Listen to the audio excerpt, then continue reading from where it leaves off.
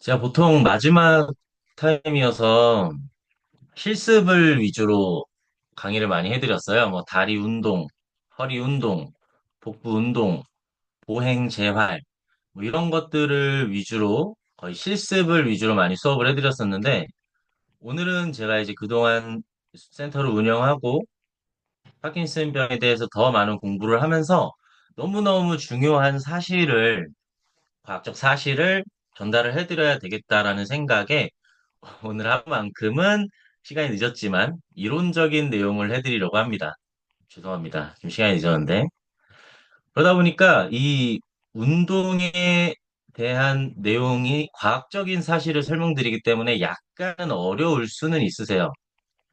근데 이 사실들을 꼭 이해하시고 운동을 하셔야지 내가 왜 현재 이 운동을 강도 높게 해야 되는지를 뭐 그동안 어떤 병원에서나 의사 선생님들께서나 상세하게 어떠한 요인과 어떤 증상과 그로 인한 작용들을 설명해 주시지 않으셨을 거기 때문에 그 부분에 대해서 좀 정확하게 좀 설명을 해드리려고 합니다. 중간에 너무 어려운 내용이 있으시면은 이따가 이제 질문하는 시간에 한 번 더 그 질문을 해주시면 되시고요. 저는 과학적 사실을 기반한 고강도 운동의 필요성과 그로 인한 운동 계획 방법에 대해서 설명을 해드리겠습니다.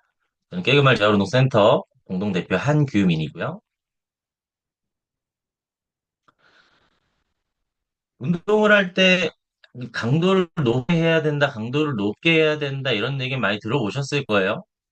근데 이제 도대체 그 강도 높은 운동이란 무엇이냐 이거를 많이들 정확하게 알지는 못하실 거예요. 현재 화면에 보시면은 단계가 5단계로 나뉘죠. 1, 2, 3, 4, 5예요. 피라미드 형태인 걸 보면 위로 갈수록 단계는 높아질 거고요. 보이시겠지만 이 단계를 나누는 기준은 현재 내 심장이 얼마나 빨리 뛰고 있냐, 심박수를 기준으로 운동의 강도를 나누게 됩니다. 간단한 운동을 할 때는 힘들지 않으니까 심장은 강하게 뛰지 않을 거고요. 강도가 높아질수록 심박수는 강해집니다. 1, 2, 3, 4, 5단계 중에 저희가 추구하는 강도 높은 운동은 적어도 3단계 이상은 되셔야 돼요. 현재 내가 가지고 있는 심장이 가장 빠르게 뛸 수 있는 심박수에서 70에서 80% 정도는 되는 운동을 진행해 주시는 게 강도 높은 운동이 된다는 거예요. 그 밑에 1단계는 저강도 운동이 되고요. 힘들지 않은 운동. 2단계는 중강도의 운동. 약간 숨이 좀 차지만 옆 사람이랑 얘기하고 뭐 하는 데는 크게 지장이 없는 정도. 3단계 이상부터는 운동을 하는 도중에 뭐 노래를 부르긴 힘들고 대화를 유지하기는 힘든 정도가 되고요. 4단계, 5단계부터는 지속적으로 유지할 수 없을 만큼 단시간 동안만 유지할 수 있는 운동을 나타냅니다. 그러면 이 최대 심박수는 어떻게 구해야 되냐? 기본적으로 가장 쉽게 구할 수 있는 거는 화면에 좀 더 크게 보여드릴게요. 가장 기본적인 거는 숫자 220에서 현재 본인의 나이를 마이너스 해보는 겁니다. 숫자 220에서 현재 나이를 마이너스 하는 건데 예를 들어서 현재 본인이 60세시라면은 220에서 본인의 나이 60을 빼는 거예요. 그럼 160이 되겠죠? 그럼 이 160이라는 숫자가 현재 내 심장에서 강하게 낼 수 있는 최대 심박수라고 하면 돼요. 1분에 160번이 막 두근두근두근두근두근두근 빠르게 뛸 수 있는 정도. 이거는 좀 기본 공식인 만큼 정확할 수도 있고 그렇지 않을 수도 있습니다. 그 밑에 보다 정확한 공식이 있는데 숫자 208에서 가로 안에 본인의 나이와 0.7을 곱하고 마이너스를 하는 거예요. 예를 들어서 동일하게 60세시면은 60 곱하기 0.7, 42가 나옵니다. 그러면은 숫자 208에서 숫자 42를 빼면은 166이에요. 이게 160보다는 6이 더 높네요. 현재 이 60세 이 친구는 1분 동안 내가 출력을 강도 높게 할 수 있는 심박수는 166 정도 된다고 생각하시면 돼요. 이 심박수를 구하는 공식을 인지하시고 본인 나에 대입을 시켰을 때 아까 방금 보여드렸던 이 최대 심박수 존에서 적어도 내가 70에서 80% 정도 되는 심박수를 유지하면서 강도 높은 운동을 해 주셔야 된다는 겁니다. 자, 요거는 일단 수업에 직접적으로 들어가기 전에 간단하게 이 강도 높은 운동에 대해서 설명을 해드린 거고요. 여기서부터 이제 조금 어려워집니다. 요거를 꼭 알고 계셔야 되기 때문에 제가 오늘 말씀을 드리는 건데, 오늘의 중요한 키포인트는 세 가지가 있습니다. 화면으로 보이시는 그냥 영어 약자 BDNF. 이거는 뭐 한국말로 하면 이제 뇌유래신경영양인자라는 건데요. 벌써부터 말이 좀 어려워요. 두 번째는 혈액 뇌 장벽이에요. 블러드 브레인 베리어라고. 이것도 역시 말이 어려워요. 세 번째는 젖산염입니다. 이거는 흔히 운동 너무 열심히 하면은 몸에 젖살이 쌓여서 막 알이 배겨라고들 알고 계시는 젖산염인데 이제 그 개념도 사실은 잘못된 개념이기 때문에 오늘 좀 설명을 해드릴 거예요. 그로 인해서 강도 높은 운동이 필요한 이유도 말씀을 드릴 거고요. BDNF, 혈액뇌 장벽, 젖산염. 요 세 가지 키워드가 오늘 우리가 왜 강도 높은 운동을 해야지 파킨슨병이라는 신경퇴행성 질환이 증상이 예방되고 어떻게 호전이 될 수 있는지를 얘기한다고 보시면 됩니다. 첫 번째로 이제 BDNF란 무엇인가 간단하게 좀 정리를 해봤는데요. 이 BDNF는 쉽게 생각해서는 뇌에서 생성된 단백질의 종류입니다. 뭐 어떠한 퇴행성 질환들은 비정상적인 단백질이 뇌에 축적돼서 생기는 질환들이 많은데 이 BDNF라는 뇌에서 생성되는 좋은 단백질이다. 왜 좋은 단백질이냐? 파킨슨병은 도파민 신경세포가 소실돼요. 파킨슨병은 도파민 신경세포가 소실되는데 이 BDNF란 단백질은 도파민 신경세포를 보호해주고요. 그리고 좀 더 키워드릴게요. 도파민 신경세포를 보호해주고요. 뇌세포의 성장을 촉진해주고요. 그리고 강도 높은 운동을 할 때 BDNF는 생성이 증가돼요. 특히나 고강도의 운동. 아까 처음에 보셨던 본인의 최대 심박수에서 70% 이상 되는 강도 높은 운동을 할 때 이 BDNF라는 뇌에서 생성되는 좋은 단백질이 막 급속적으로 막 생성이 되는 거예요. 그렇게 생성이 돼서 도파민 세포가 없어지는 거를 열심히 잡아주고 뇌를 더 발달할 수 있게 촉진해주고 그리고 아까 말씀드렸던 이 혈액 뇌 장벽을 통과한다라는 말이 있는데 이거는 조금 뒤에 좀 더 상세하게 설명을 드릴 거예요.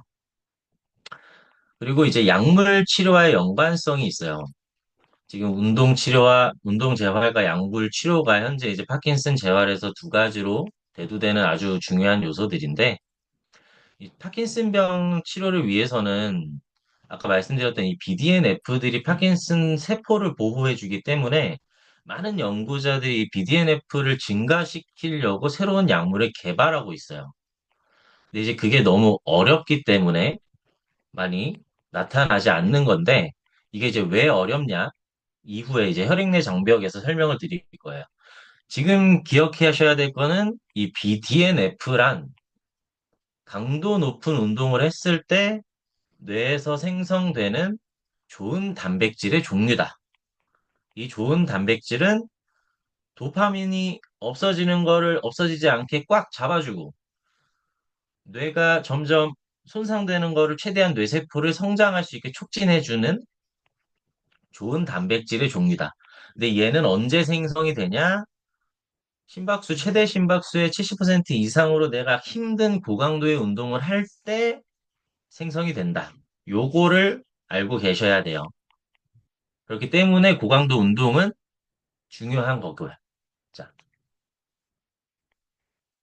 보이시는 것처럼 이 BDNF는 아까 말씀드린 겁니다. 신경 전달 물질을 더 조절해주고 신경을 재생해주고 그리고 특히 해마라고 들어보셨을 거예요. 해마가 손상되면은 기억력이 떨어지고 인지 능력이 저하되고 학습 능력이 저하되고 이런 증상들이 많아요. 근데 이 BDNF는 해마에서 특히나 해마에서 새로운 뉴런을 더 생성하려고 지원해 줍니다.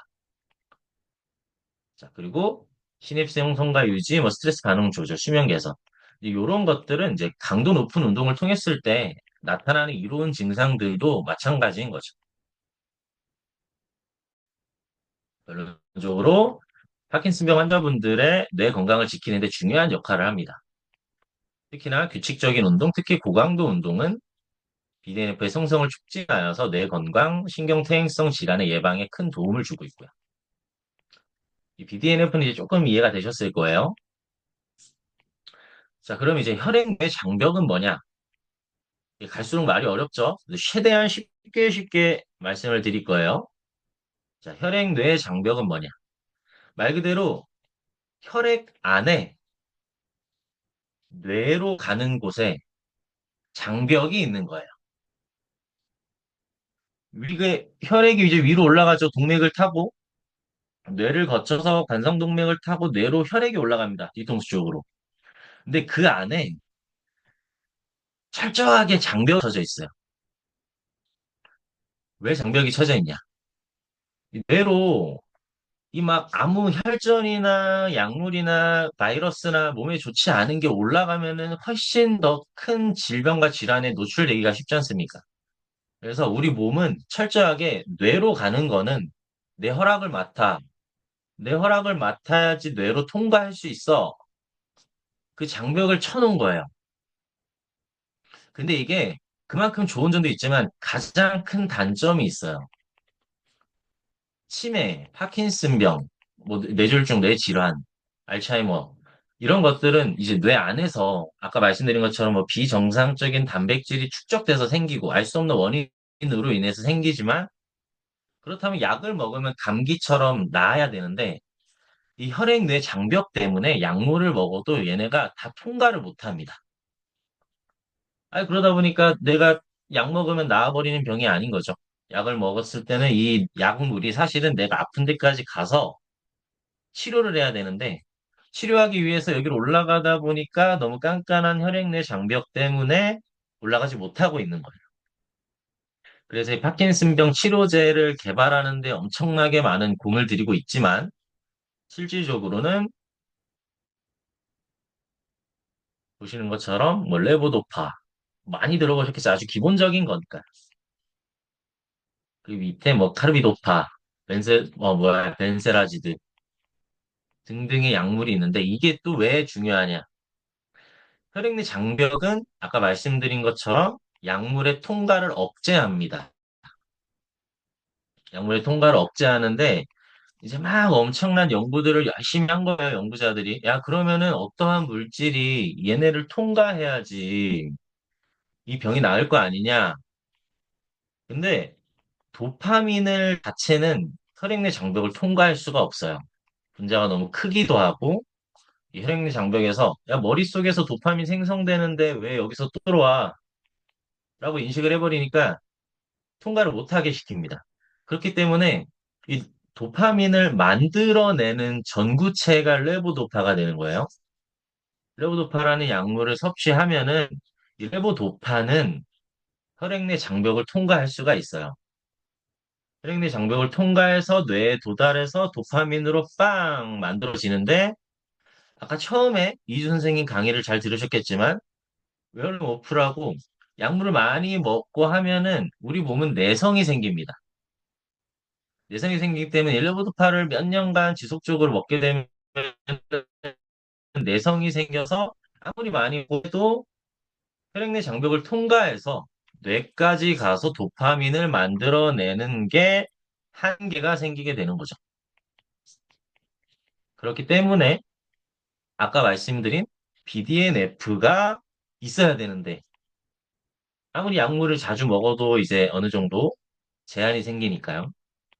그렇게 생각을 해주시면 돼요. 그렇기 때문에 혈액내 장벽을 알고 계셔야 돼요.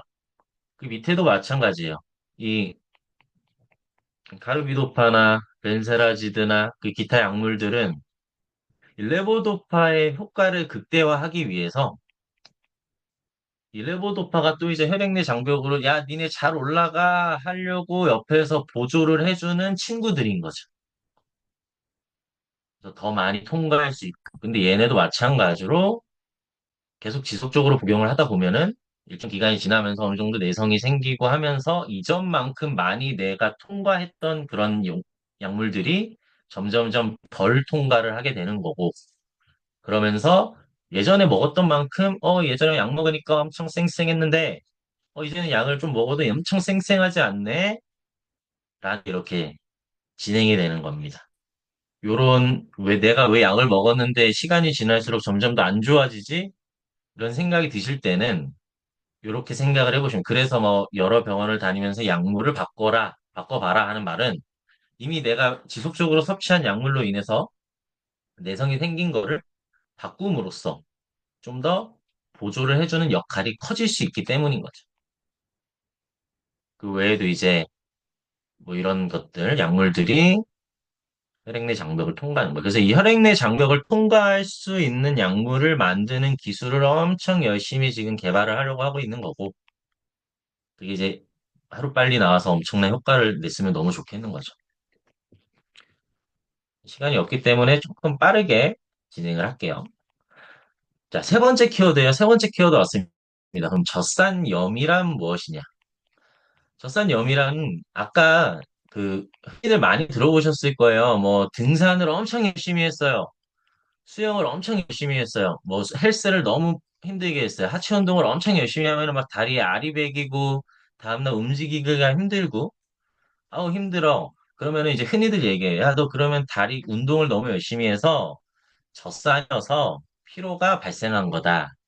이런 식으로 많이들 알고 계신데 사실은 젖산염으로 인한 건 아니에요. 이제 과학적으로 너무 세세하게 들어가면은 어렵기 때문에 야, 그냥 이제 젖산이 쌓여서 그래라고 표현을 하지만 젖산이란 최대한 쉽게 설명드리면은 고강도 운동했을 때 내 다리나 근육에 생기는 물질이에요. 아까 머리에는 뇌에는 BDNF가 생겼고 그렇다면은 고강도 운동했을 때 근육에는 젖산염이란 물질이 생기게 됩니다. 사실 이거는 근육통의 원인으로 알려져 있지만 에너지원으로 쓰이는 거고요. 그리고 이 젖산염은 이제 좀 이해가 되실 거예요. 이 운동으로 인해서 근육에 생긴 젖산염을 통과할 수가 있어요. 그래서 도파민 생성을 촉진합니다. 이 모든 일련의 과정은 뭘로 인해서다 내가 할 수 있는 고강도 운동을 했을 때 생성되는 일련의 과정인 거예요. 이걸 꼭 알고 계셔야 돼요. 이 부분은 이제 좀 깊게 들어가는 내용이라 혹시 궁금하신 분이 있으면 제가 다 그 질문 주시면 설명해 드릴 거고요. 이 무산소 대사로 인해서 젖산염이 어떤 생성을 되는지 이런 건 조금 더 깊게 들어가야 돼요. 쉽게 생각하면은 고강도 운동했을 때 근육에는 젖산염이 쌓이고 지금 보시는 것처럼 이렇게 단거리 100m 달리기를 죽을 힘을 다해서 달려요. 등산을 엄청나게 가속해서 힘들게 달립니다. 그러면은 당연히 하체 근육, 허벅지나 엉덩이는 필요 이상으로 많이 쓰이겠죠. 아, 너무 힘들어. 죽을 듯이 운동을 했어. 그랬을 때 이 하체 근육에는 아까 말씀드린 젖산염이 쌓이겠죠. 다리에는 젖산염이 쌓일 거예요. 그럼 이 젖산염이 쌓이면 어떡하냐? 이렇게 쌓인 젖산염은 우리 몸을 순환합니다. 다리에서 생긴 젖산염, 뭐 수영을 하면서 엄청 상체를 많이 쓰였다면 상체에서 쓰인 젖산염들은 우리 몸을 순환해요. 뭐, 그 외에 뭐 폐로도 가고, 뭐 어디로도 가고, 심장으로도 가고, 많은 역할을 하지만 우리는 현재 시간으로상 지금 뇌 작용에 대해서만 말씀을 드릴 거예요. 이 젖산염이 이제 다리에 엄청 열심히 운동을 해서, 아우, 젖산염이 생겼어요. 얘네는 사실 피로를 유발하는 게 아니라 좋은 에너지원인 거예요. 온 몸을 순회하다가 뇌까지 정착을 해요. 운동을 해서 젖산염이 생겼는데 이 뇌 혈액내 장벽에 왔네요. 근데 이 젖산염은 아까 말씀드렸죠. 이 혈액내 장벽을 통과할 수가 있어요. 통과해서 무슨 그 물질의 생성을 촉진한다고요? 가장 중요한 도파민이 되는 거죠. 이렇게 생각하면 이해가 되실 거예요.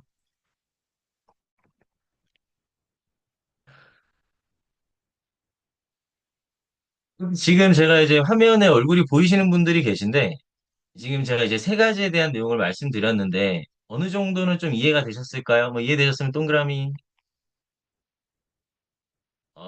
반응이 좋으십니다. 감사합니다. 자, 이 세 가지 키워드 외에도 엄청나게 다양한 요인들이 있어요. 엄청나게 다양한 요인들이 있는데, 파킨슨병으로 인한 신경퇴행성 질환에 어떻게 작용을 하냐를 봤을 때, 그냥 단순히 고강도 운동하셔야 돼요, 운동 힘들게 하셔야 돼요, 어떻게 하셔야 돼요를 생각했을 때, 아, 이런 작용이 있기 때문에 우리가 뇌가 좋아지고 어떠한 부족한 도파민 생경생동 물질들을 보조해 주는구나라는 걸 알고 계셔야지 내가 더 운동할 동기부여가 됩니다. 그리고 사실이시고. 자, 운동 계획 방법을 말씀드리려고 하기 전에 요거를 이제 보셔야 되는데 화면에 표가 보일 겁니다. 앞에 회색은 존 1에서 2라고 쓰여 있고요. 가운데는 존 3라고 쓰여 있어요. 그리고 오른쪽에는 존 4에서 5라고 쓰여 있습니다. 요거는 아까 제가 처음에 설명드렸던 최대 심박수로 인한 구간을 나눠 놓은 거예요. 1단계, 2단계, 3단계, 4단계, 5단계. 아까 기본적으로 숫자 220에서 본인의 나이를 빼면은 그게 최대 심박수라고 했습니다. 최대 심박수가 160이에요. 근데 1단계는 50%죠. 그럼 내가 그냥 운동을 했을 때 뭐 이런 스마트워치나 저희 센터에 오시면 좀 정확하게 심박수를 측정할 수 있는 기구를 모니터하면서 수업을 진행하는데 내가 이제 뭐 가볍게 걷고 있는데 심박수가 한 80 정도 되네. 그런 거는 현재 존 원인 거예요. 너무 가벼운 운동. 너무 가벼운 운동이 되는 거죠. 근데 점점 점점 빨라져요. 오르막길이 나타나고 등산을 해야 되고 뭐 장애물이 생겨서 힘들게 해서 점점 더 올라가요. 막 96까지 올라갔어요. 그럼 이제 존 2가 되는 거고 존 3로 넘어가기 전인 거죠. 그래서 조금 더 진행이 돼. 이제 좀 달려볼까? 좀 뛰어볼까? 그래서 한 120이 넘어갔어요. 그럼 존 3가 되는 거고 너무 힘든데 뭐 지금 정상까지 올라가는데 쉬지 않고 가요. 그러면 140 이상이 됐어요. 그럼 존 4에서 5가 되는 겁니다.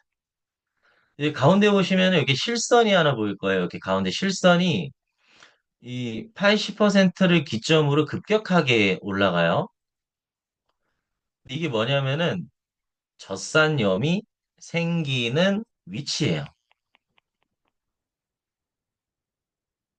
보시면은 80% 정도 됐을 때 급격하게 올라가죠. 이 말은 쉽게 생각하면은 존 1에서 2, 3부터는 좀 더 올라가긴 하지만 존 4에서 5가 됐을 때 젖산염의 생성이 급속도로 올라간다. 그럼 급격하게 생기는 젖산염은 깐깐하게 뇌로 가는 걸 막고 있는 혈액내 장벽을 통과해서 뇌로 가서 도파민 생성을 촉진한다. 가 되는 거죠.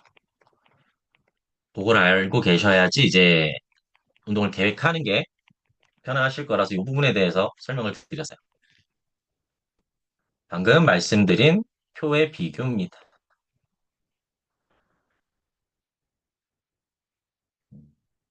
간단하게 한번 보시고요.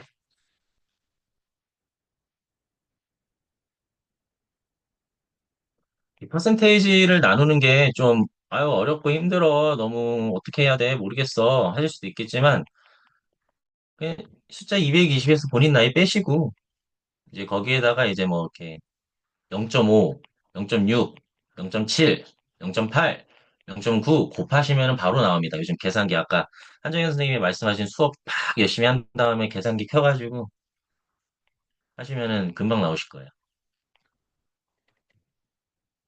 자, 마지막으로 이제 운동 계획 방법을 설명해 드릴 건데, 앞서 말씀드린 내용을 잘 이해를 하셨다라는 전제하고요.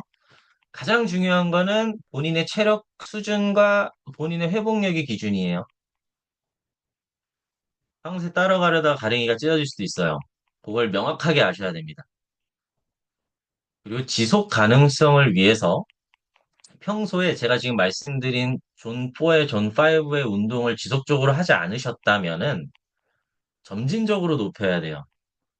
분명히 현재로서 하시는 분들 중에 아니 아까 이 선생이 얘기했을 때 뭐 7, 80%까지 가야 된다 했는데 나는 50%, 60%만 돼도 벌써 힘드네 라고 하실 수 있어요. 그건 이제 현재 본인의 신체 능력 수준이 그 정도인 거라고 알고 계셔야 돼요.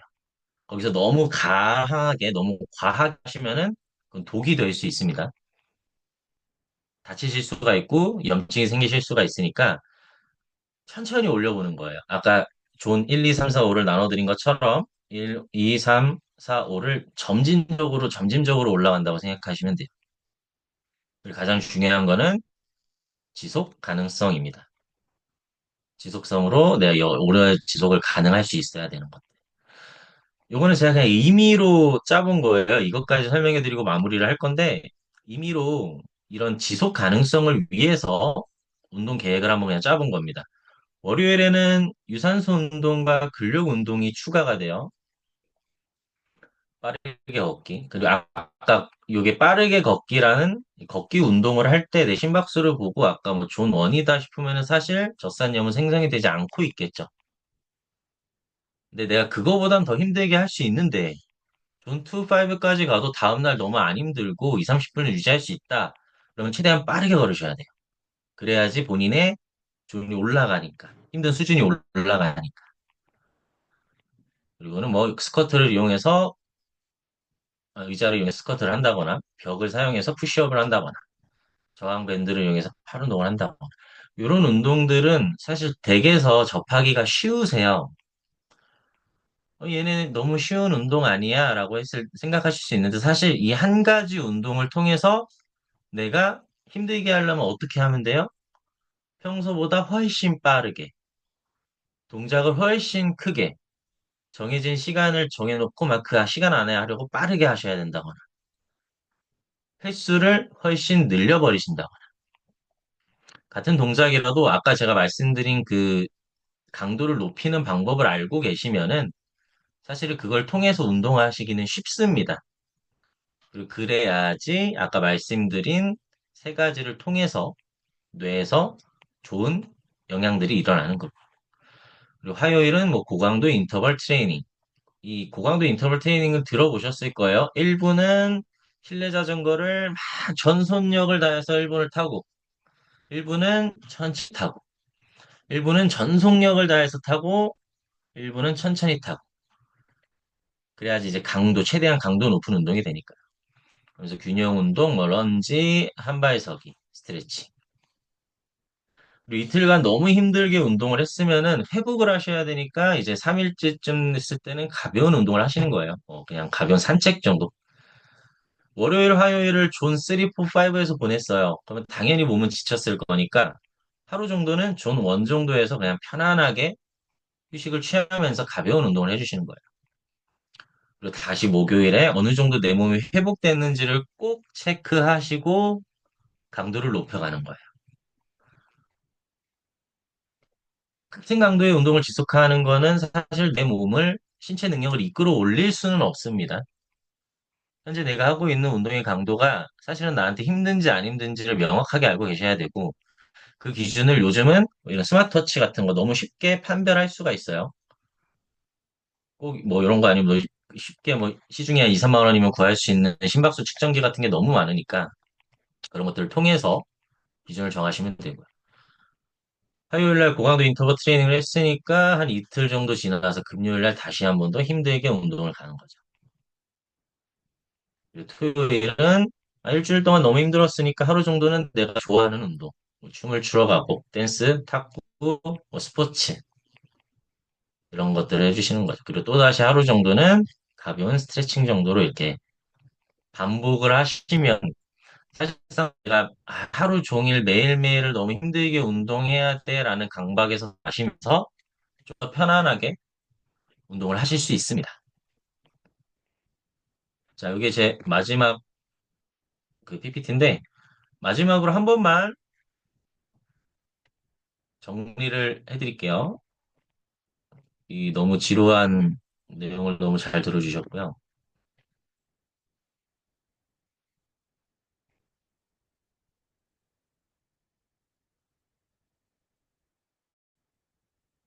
오늘의 세 가지 키포인트는 이제 뭐 이 내용을 좀 까먹으실 수 있으시더라도 있지만 대충이라도 알고만 계시면 돼요. 파킨슨병으로 인한 혹은 신경퇴행성 질환으로 인해 왜 운동을 강도 높게 해야 되는가? BDNF라는 뇌에서 생성되는 좋은 단백질. 얘네들은 도파민 신경세포를 없어지지 않게 잡아주고 뇌신경을 발달할 수 있게 촉진해주고 기분을 좋게 만들어주고 막 여러 가지 작용을 해요. 얘네는 언제 생성돼요? 강도 높은 운동을 할 때 혈액내 장벽이 있어요. 우리 몸에서 생성되는 뇌의 발달을 위해서 약을 먹든 운동을 하든 생성되는 모든 물질은 혈액내 장벽을 통해서 뇌로 올라가야 되는데 얘네가 너무 깐깐해서 받아주고 싶은 것만 받아주니까 젖산염이라는 물질을 만들어서 혈액내 장벽을 넘어가서 도파민을 촉진시킬 수 있도록 해줘야 됩니다. 이 젖산염은 언제 생긴다고요? 강도 높은 운동을 했을 때 근육에서 생겨요. 이 근육에서 생긴 거는 몸을 순화하면서 뇌로 올라갑니다. 혈액내 장벽을 통과해서요. 그때 이제 도파민 생성을 촉진하는 에너지원으로 작용이 될 수 있다. 이 세 가지를 잘 알고 계셔야 되고, 아까 말씀드린 존 1, 2, 3, 4, 5 심박수를 구하는 공식으로 인해서 어떠한 운동이든 계획을 잘 세우셔서 강도 높게 점진적으로 하시면은 현재 갖고 계신 신체 능력보다 훨씬 더 나으시고 최대한의 신청 능력을 이끌어내실 수 있으실 겁니다. 지루한 얘기 잘 들어주셔서 감사합니다. 오늘 전 여기까지 하겠습니다.